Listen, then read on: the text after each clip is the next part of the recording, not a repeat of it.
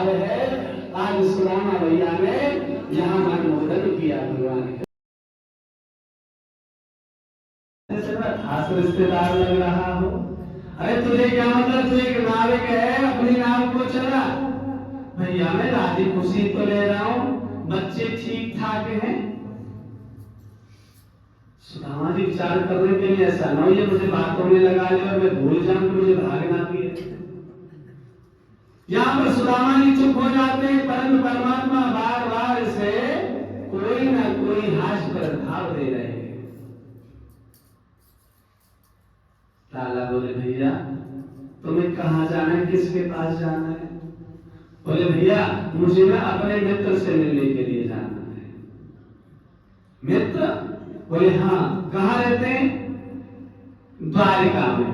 क्या नाम है? बोले तुझे पता नहीं है, वो राजा है, राजा द्वारिकाधीश।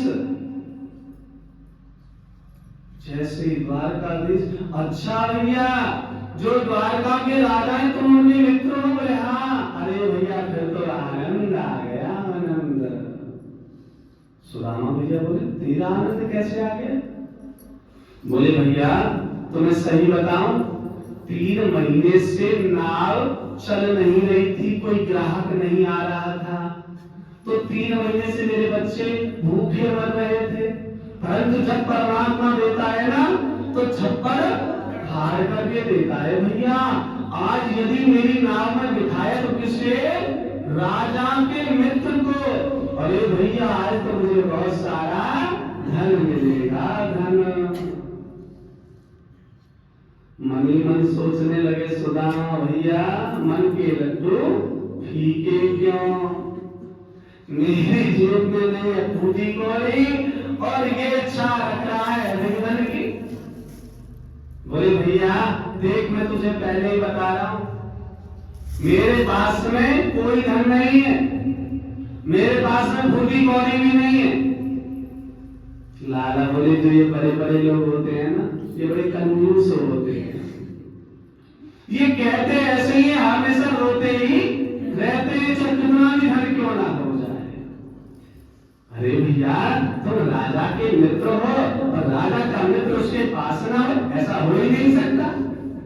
यहाँ हाश भाव लेते लेते परमात्मा आज सुदामा भैया को ले जा रहे हैं। जैसे ही उतरे ना सुदामा भैया को एक ही बात याद है, मुझे दौड़ना है।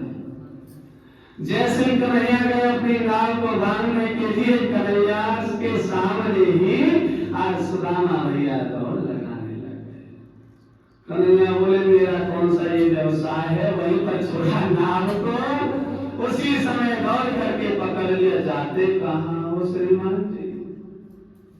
तभी तो कहूं जो ये अच्छे अच्छे पैसे वाले होते हैं गरीबों की ओर ही ना देखते, बाकी से सब देखा जाएगा।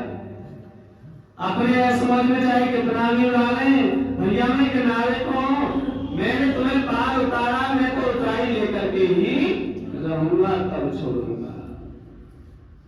अब मैं ना तुम्हें इधर जाने दो ना उधर जाने दो।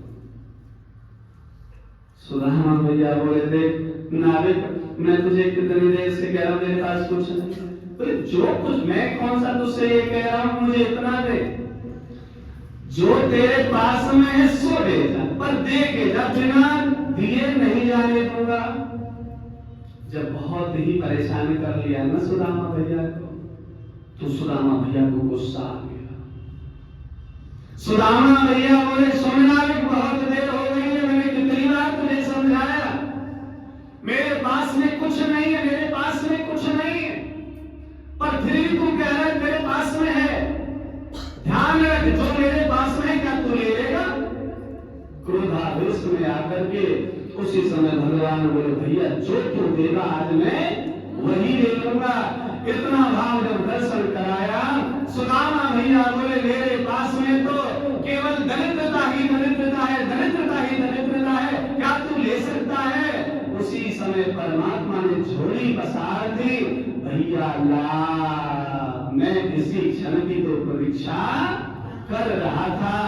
उसी समय ला शब्द कहते ही संपूर्ण दरिद्रता को अपने वशीभूत कर दिया, विश्वकर्मा को आदेश दे दिया मेरी द्वारकापुरी वैकुंठपुरी श्रीपुरी से भी अधिक सुशोभित सुदामापुरी का निर्माण कर दो निर्माण।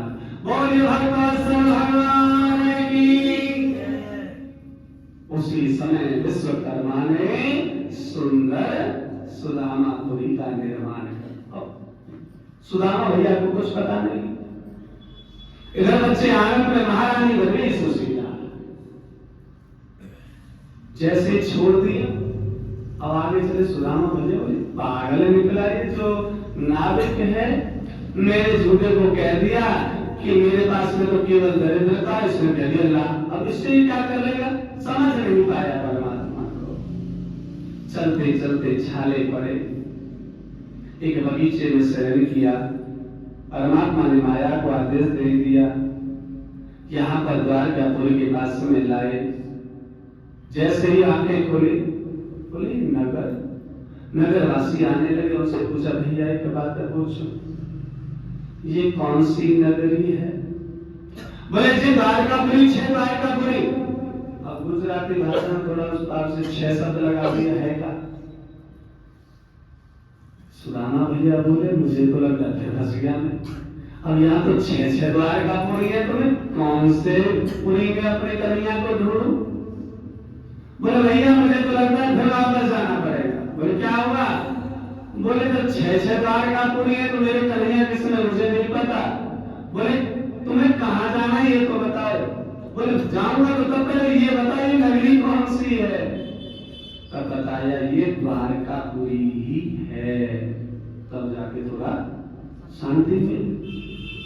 बोले भैया तुम्हें पता हो ना, तो यहाँ एक गोकुल के ग्वाला जिन्होंने ना चुरा चुरा करके माखन खाया, गोपियों के वस्त्रों की चोरी की, इस तरह से ये भाव वो भाव सारी अब कथा कहने लग गए। सुदामा भैया बोले सावधान, हमारे राजा के विषय में कुछ कहा।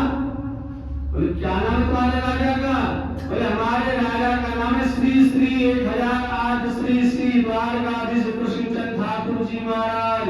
बोले भैया पहले तो कनुआ कनुआ कहते, पर आजकल इतना लंबा नाम रख लिया मेरे लाला ने। हाँ भैया उन्हीं के नहीं जाना, उन्हीं के नहीं जाना। बोले ठीक है।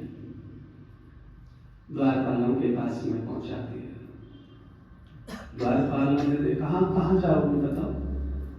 बोले भैया मैं अपने मित्र से मिलने जाऊंगा। बोले कौन है?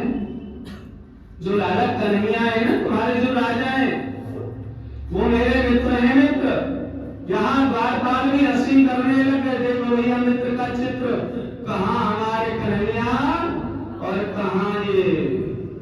और जैसे ही ज्यादा जिंदगी ना, तो द्वारपाल ने जाकर के परमात्मा को बताया, हे प्रभु द्वार पर एक जीव आया हुआ है, वो भी कैसा है? शीश पकाना छगा तन में, प्रभु जाने को आह बसे के ग्राम। धोती फाटी सिलती द्रौपदी, और पाह ओ पानहु की नहीं सामान। द्वार खड़ो द्विज दुर्बल देख, रहो चक सो वसुधा अभिरामा। पूछत दीन दयाल को नाम, बतावत आपनो नाम सुदामा। पूछत दीन दयाल को नाम, बतावत आपनो नाम सुदामा। सुदामा नाम सुना, आज कन्हैया सब कुछ त्याग कर दौड़ भर गए। जैसे ही पहुंचे द्वार पर, देखा मित्र सुदामा अपनी अंके कर लिया, गोद में भर लिया। आज वहीं पर भक्त और भगवान का मिलन हो गया। बोले द्वारकाधीश भगवान की। आज बड़े प्रसन्न हो गए परमात्मा। अरे सुदामा भैया तुम आ गए, चल कहाँ मिठाओ कहाँ लेटाओ क्या खिलाओ। उतना सुंदर बात है। आज परमात्मा लेकर के गए, ऊंचे सिंहासन पर बैठा दिया। भैया इस आसन पर बैठो, भैया इस आसन पर बैठो। नहीं भैया कहीं नहीं, नहीं भैया तुम यहाँ बैठो, यहाँ बैठो। आज सुंदर भाव, ऐसे भी हाल विभाजन के पग कंटक जाल लगे पूर्ण जोए, हाय महा दुख पायो सखा तुम आए इतना हृदय दीन को, देख सुदामा की दीन दशा करुणा करके करुणा रोए, पानी पराते को हाथ छुओ नहीं नैनन के जल सो कर धोए, पानी पराते को हाथ छुओ नहीं नैनन के जल सो कर धोए। देवियों को सारा कले जल लेकर के आओ, पर इतने राती इतने तो परमात्मा के इतनी अश्रु धारा है निकली, आज अपने अश्रु की धार के द्वारा सुदामा भैया जो ब्राह्मण के रूप में अतिथि रूप में आए हुए हैं, आज उनके चरणों का प्रक्षालन कर दिया। प्रेम से बोलिए जय श्री कृष्ण। आज सुंदर भाव परमात्मा ने सुदामा भैया के लिए लिया। थोड़ा सा यहाँ दूसरा भाव आता है। रुक्मणी से बोले देवी ये ब्रह्मदेव हैं, नवित पादोदक कर्दमानि नमः स्वस्ति स्वाहा स्वधा शंख ध्वनि वर्षितानि तानि ग्रहाणि शमशान तुल्यानि। जिस घर के अंदर ब्राह्मण के चरण न धोए गए हो, नमः यानी परमात्मा का पूजन भाव न दिया गया हो, स्वधा तर्पण आदि न कराया गया हो, स्वाहा यज्ञ आदि न किया गया हो, शंख की ध्वनि ना हुई हो, ऐसा घर शमशान के तुल्य माना जाता है। शमशान के तुल्य। आज यहाँ पर रुक्मणी से कहा जाओ अपने अपने कलशों में जल लेकर के आओ, और भैया सुदामा को सबसे पहले स्नान कराओ। स्नान कराने के लिए सब अपने अपने कलशों में जल लेकर के आ रहे। रुक्मणी लाई अपना कलश उड़ेल दिया।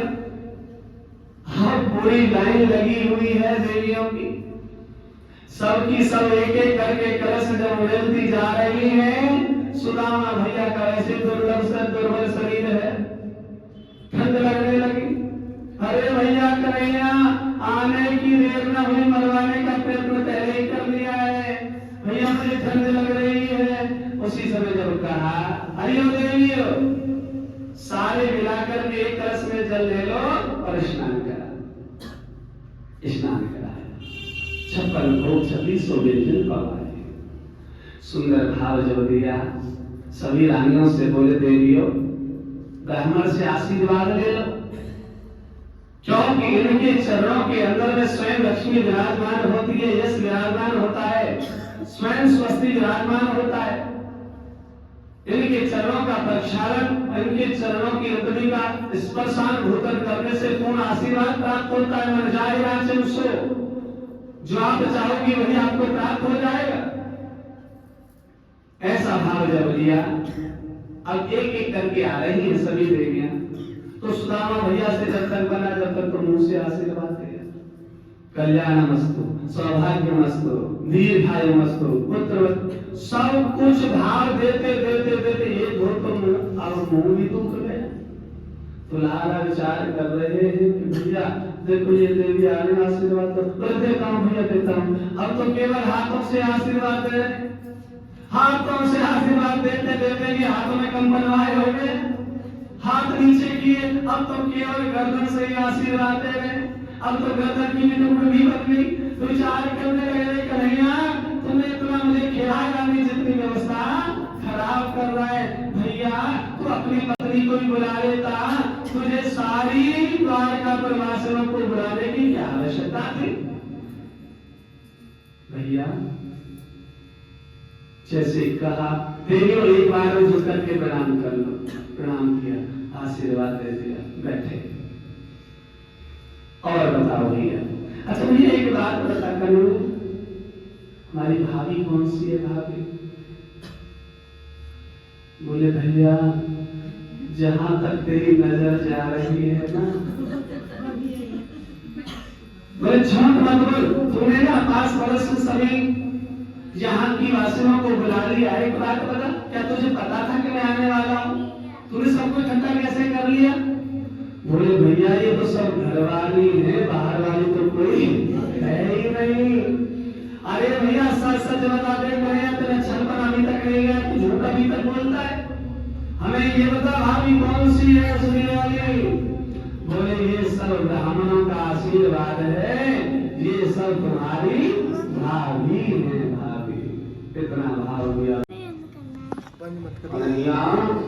हमसे तो एक सुशीला का पेट भर न होता और तुम्हारे पास में इतनी लाइन एक करिए 16,000 से पता चल गया कि व्यवस्था खराब है। आज सुदामा भैया ने यहाँ मनमोहन किया भगवान कृष्ण के साथ। बोले भैया एक बात बता, मैंने तो अपना कुशल क्षेम कर दिया, पर वहाँ बच्चे ठीक है? बोले हाँ भैया।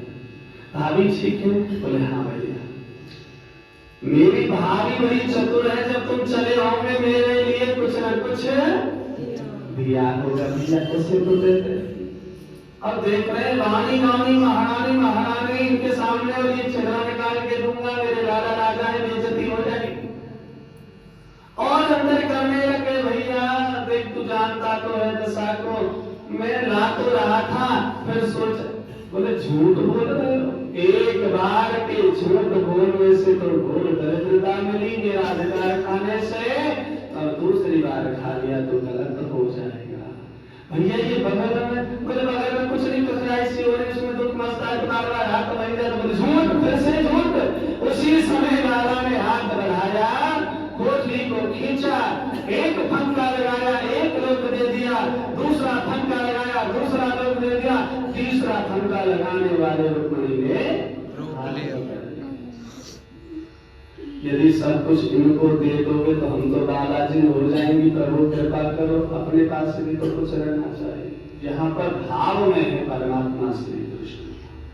नहीं रुक्मिणी, आज तो मैं अपने मित्र पर सर्वस्व न्यौछावर करना चाहता। प्रभु सोचो ठीक है, पर कृपा करो। यहाँ पर परमात्मा ने परिपूर्ण भाव अपने मित्र के लिए दर्शन कराया। अब लाला ने तो पहले आनंद कर दिए होकर सुदामापुरी का निर्माण कर। अरे कुछ दिन रहे तो यहाँ सुदामा भैया बोले भैया अब मैं अपने घर को जाऊं। लाला बोले ठीक है भैया, यदि ऐसी बात है हाँ जो आया है वो जाएगा तो खैर सही, मन तो नहीं हो रहा है पर फिर भी व्यवस्था देखनी पड़ेगी। ऐसा भाव जब लिया तो यहाँ सुदामा भैया विचार कर रहे हैं कि मैं मांगूंगा नहीं, हो सकता है अपने आप बदले में कुछ न कुछ। तो यहाँ पर सुदामा भैया चले, दरवाजे तक आ गए और कुछ ना दिया। फिर सोचने लगे क्या पता अपनी भाभी के नाम से दे दे। लौट करके अरे कन्हैया मैं भूल गया था, जब मैं चला था ना घर से तो तुम्हारी भाभी ने कहा था कि जाकर के देवर को प्रणाम कह देना। प्रणाम। अच्छा भैया मेरी भाभी सुशीला बहुत अच्छी है, जा करके ना उसको भी मेरा प्रणाम कह देना। बोले ठीक, लेना देना कुछ है ना, और तेरी जगह पर मैं उसके चरणों में गंगोत्री हम लगा दूं, तू अच्छी व्यवस्था मुझे बता रहा है।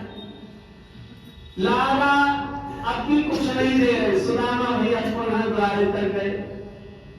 फिर सोचा कि हो सकता है बच्चों पे दया आ जाए। पुनः लौट कर गए, अरे ओ भैया, अरे ओ कन्हैया, मैं भी बड़ा भुलक्कड़ हूँ, मुझे ध्यान नहीं रहा। जब मैं चला था ना तो बच्चों ने कहा था कि चरण स्पर्श कह देना, हमारे चाचा जी को चरण स्पर्श कह देना। अच्छे संस्कार दे रखे तुमने तो बच्चों को। भैया जाकर के मेरा भी आशीर्वाद दे देना। आशीर्वाद मन ही मन सोचने लगे सुदामा भैया, चले आशीर्वाद तुम ओढ़े बिछाए खाए, आशीर्वाद दे देना। आशीर्वाद मन ही मन सोच रही कुछ देने वाला है नहीं, ये बिना बात के आगे पहुंचे। सुदामा भैया फिर पुनः वापस आने की तैयारी। तो यहाँ पर सुदामा जी को देख करके परमात्मा का मन हुआ कि जब तक कोई लीला न करने जाने वाला नहीं है। तो भगवान अंदर से अपनी दोनों मुट्ठियों को बंद करके ला रहे। और तो सुदामा भैया आगे आगे सोच रहा है इतनी सारी है, अकेला नहीं है, उसे डरता होगा, इसलिए सबके सामने मुझे कुछ नहीं दिया है, चुपचाप कोई कीमती चीज ले करके आ रहा है। अब तो आगे आगे सुदामा भैया पीछे पीछे कन्हैया द्वारे पर पहुंचे। सुदामा भैया बोले कन्हैया में चल? बोले हाँ भैया चल। बोले तो थोड़ा सा ढोलक कर पता नहीं अब के बिछड़े कब मिलेंगे, कम से कम हाथ तो मिला ले। सुदामा भैया बार बार याद दिला रहे हैं हाथ में जो चीजें मुझे देते कम से कम अंतिम चरण में भैया हाथ तो मिला ले। ऐसा भाव जब दिया तो यहाँ पर जैसे ही कहा हाथ मिला ले, उसी समय परमात्मा बोले अच्छा भैया जय राम जी की। दोनों मुट्ठियों को खोला और प्रणाम कर दिया आज सुदामा भैया को। सुदामा भैया बोले अरे मैं तो समझ रहा था इसके हाथ में कुछ होगा, ये तो बड़ा छलिया है, इसने मुझे कुछ नहीं दिया। बोले ये देता क्या? इसने तो खुद ही अब मन में बड़ा है, इसने तो 9 लाख गाय होते हुए खुद दूसरों का माखन खाया, दूसरों की छाछ पी और ये किया वो किया, ये मुझे क्या दे सकता है? ये तो जैसे पहला था ना ऐसे ये ना बदला बिल्कुल भी थोड़ा सा भी। ये बेशक राजा बन गया है पर इसके भाव चेष्टा सारे के सारे अभी गोकुल वाले हैं, इसने मुझे कुछ नहीं दिया। ऐसा भाव लेकर के अरे कन्हैया तुमने अच्छा नहीं किया। और मन में कहते जा रहे हैं तुमने अच्छा नहीं किया। अब कन्हैया सोच रहे थे मैंने सब कुछ इसके लिए दे दिया है, सुदामा पुरी का निर्माण कर दिया है, फिर भी ये मेरी बदनामी करेगा तो अच्छी बात थोड़ी है। परमात्मा बोले ठीक है तेरा प्रबंध मैं करे देता हूँ। पता है क्या किया? आज परमात्मा एक डाकू बन करके, बंदूकधारी बन करके सुदामा भैया के आगे रास्ते में खड़े हो गए और थोड़े थोड़े चमकने से वस्त्र पहना दिए थे ना, तो वो थोड़े कीमती थे। तो भगवान कन्हैया आगे आकर बोले रुको, पकड़ लिया, जो तेरे पास में है सब निकाल दे। बोले भैया मेरे पास में कुछ नहीं, मेरे पास में तो जैसे तैसे ये जो वस्त्र से है ना यही है, बाकी कुछ नहीं। बोले इनको भी उतार दे। आज भगवान ने अपने हाथ से पहनाए हुए वस्त्र सुदामा भैया से उतरवाए और जैसे ही उतरवाए फिर बनाना पता क्या चालू किया? अरे कन्हैया तू तो होशियार है, अच्छा तुम्हें कुछ ना दिया, यदि तू मुझे कुछ दे भी देता ना तो ये छीन लेता, ना तेरे घर का रहता ना मेरे घर का रहता। अरे कन्हैया तुमने बहुत अच्छा किया, अरे कन्हैया तुमने बहुत अच्छा किया। परमात्मा का गुण वादन गाते हुए पहुंचे, देखा बोले यहाँ पर तेरी झोंपड़ी थी, बड़े बड़े राजमहल, यहाँ पर तो तुलसी का दरवा था, बड़े बड़े चंदन के पेड़, यहाँ पर तो मेरी बूढ़ी सी कुकरिया सुशीला थी, पर यहाँ पर तो दास दासी और व्यवस्था है।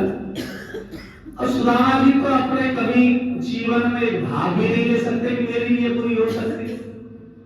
सोच रहे थे हो सकता है कोई प्रोजेक्ट आ गया होगा, किसी राजा ने यहाँ पर व्यवस्था अपनी अधिकारिता जमा ली होगी। पूछने लगे भैया ये कौन सा नगर है? बोले तुम्हें पता नहीं है, ये सुदामापुरी है, सुदामापुरी। सुदामा जी सोचने लगे कोई होगा सुदामा, आज वहां भयभीत तो हो गए कि आखिर मेरी सुशीला गई तो गई कहां। सुदामा भैया मंदिर देख डरे, सुदामा भैया मंदिर देख डरे, यहाँ तो हती मेरी टूटी सी झोपड़िया यहाँ तो हती मेरी, टूटी सी झोपड़िया कंचन महल खड़े, सुदामा भैया मंदिर देख डरे।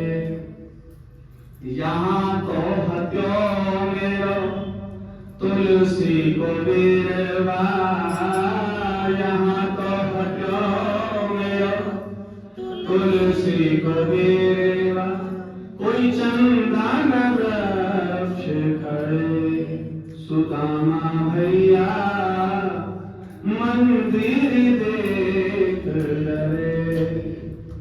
यहाँ तो हकीम बूढ़ी सी डुकरिया, यहाँ तो हकीम मेरी प्यारी सुशीला, कोई दास और दासी खड़े, सुदामा भैया मंदिर देख डरे, सुदामा भैया मंदिर देख डरे।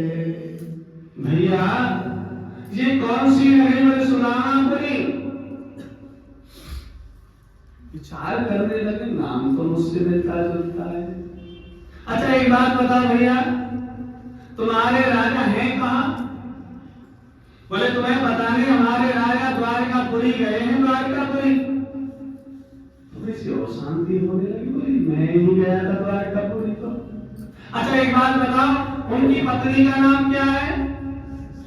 उनकी पत्नी का नाम है महारानी सुशीला।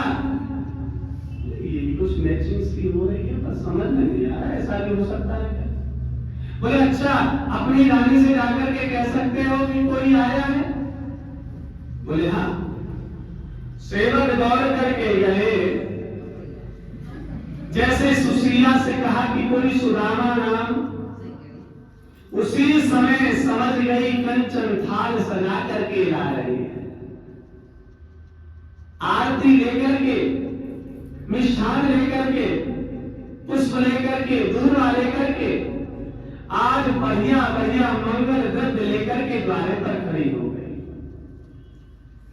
सुदामा भैया देखने लगे, है तो कुछ हुलिया सुशीला जैसी, पर कुछ सब, अब जब सुख होता है तो थोड़ा सा जी मोटा हो जाता है, पर वैसा मोटा वाला नहीं होना चाहिए, मतलब अंदर की ताकत वाला। और जब ये जीव दरिद्र थोड़ा हो जाता है तो थोड़ा बुरा सा लगने लग जाता, हल्का हो जाता है। बोले ये पहले तो हल्की हल्की सी थी, पर मोटी मोटी थोड़ी दिखाई दे रही है, पर लग तो ये सुशीला सी रही। पर आवाज लगा करके तो देखो, वही होगी तो मेरी आवाज सुन के और मुझे पहचान गई। आवाज लगाई आज सुदामा भैया, अरियो सुशीला। बोले हाँ स्वामी। बोले पहले तो तू कभी न करती थी, पर आजकल तेरे दो चुकीला, इसका मतलब क्या हो रहा है? बोले प्रभु ये सब उसी श्याम सुंदर की कृपा है, कृपा। अरे कन्हैया तूने ये कब में कर दिया? अब समझ में आ गया, जो वो नाविक था पूछ रहा था भाभी कैसी है, वो नाविक कोई और नहीं कन्हैया ही था।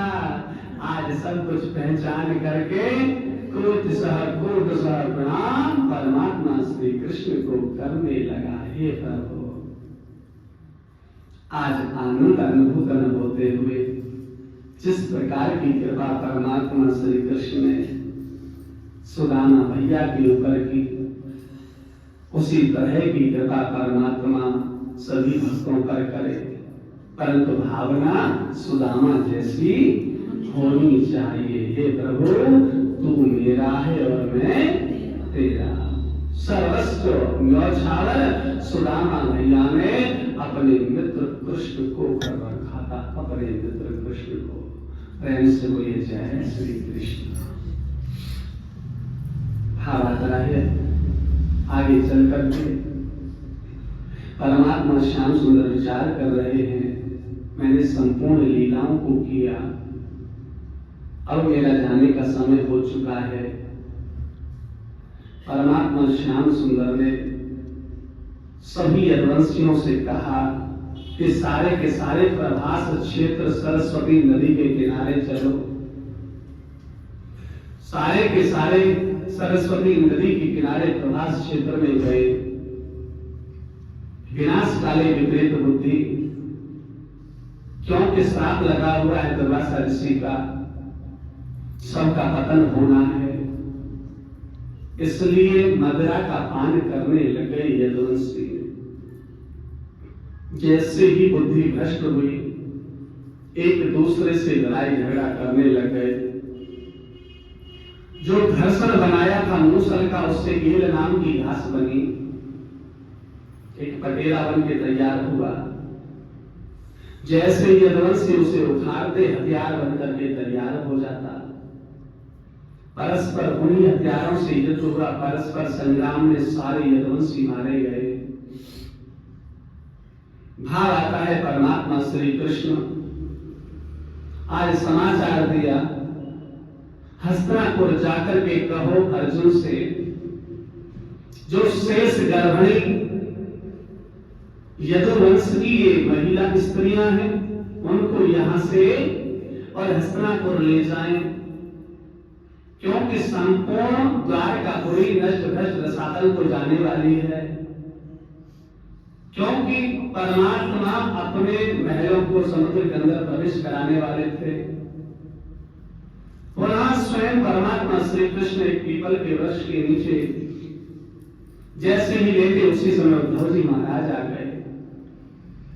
उद्धव जी महाराज बोले, प्रभु आप कहां जा रहे हो? बोले, मैं सशरीर अपने धाम को जा रहा हूं, गौलोक धाम को जा रहा हूं, मेरी लीला यहीं पर विश्राम लेती है।